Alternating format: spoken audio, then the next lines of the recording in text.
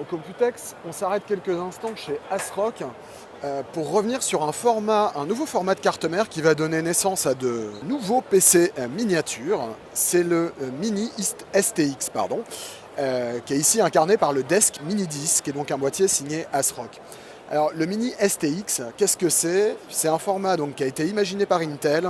Je pense qu'ils l'ont présenté à Pékin lors de leur IDF en 2015, donc il y a un an et demi à peu près. Et c'est un format qui a vocation finalement à prendre place entre le Mini ITX et le format Nuke, vous savez, vraiment les mini PC faits par Intel.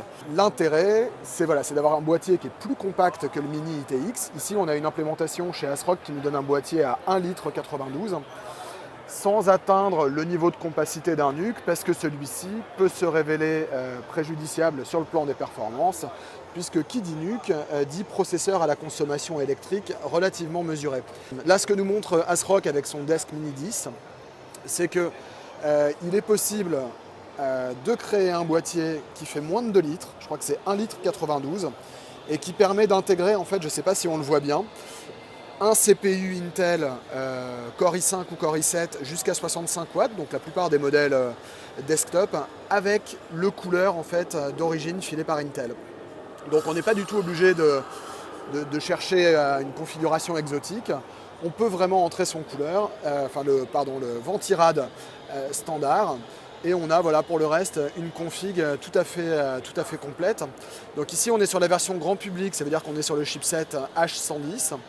Mais la plupart du temps, les cartes mères Mini STX sont aussi déclinées en Q170, qui est la version en fait, pro de ce chipset et qui permet de gérer les fonctions vie pro. Donc c'est particulièrement pratique pour l'entreprise ou pourquoi pas pour la fonction publique. L'autre chose que nous montre ASRock ici, c'est qu'avec cette carte mère, alors malheureusement elle est plus exposée, elle l'était tout à l'heure quand je suis passé, mais il faut voir que les cartes mères ont de la connectique un peu partout. Il y en a à l'avant, à l'arrière et même sur la face arrière pour trouver les disques durs. On voit qu'en façade on a un USB 3 type A et un USB 3 type C, ainsi que les deux connecteurs jack. À l'intérieur du boîtier, en fait, ce qu'il faut comprendre, c'est que on a la possibilité de mettre 2 disques durs ou 2 SSD qui vont être à l'arrière de la carte mère, ce qui signifie qu'en général vous avez un connecteur SATA ou un connecteur M2 qui est sur l'arrière.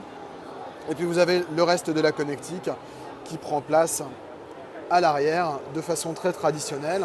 On a une alim qui est au format DC-in, on a une sortie HDMI, on peut avoir du DisplayPort et tout. Enfin, on est vraiment sur un PC complet.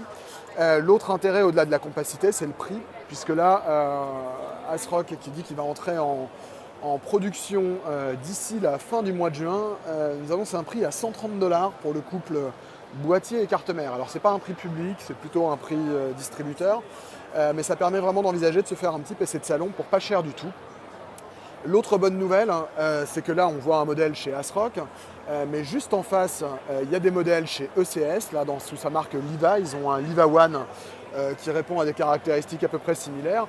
Et un peu plus loin sur le salon, on a une offre équivalente chez MSI avec le QB 2, qui est aussi décliné en Pro.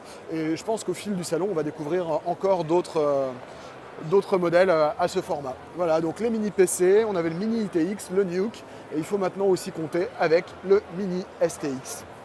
C'était Alex pour Clubic, et je vous dis à bientôt.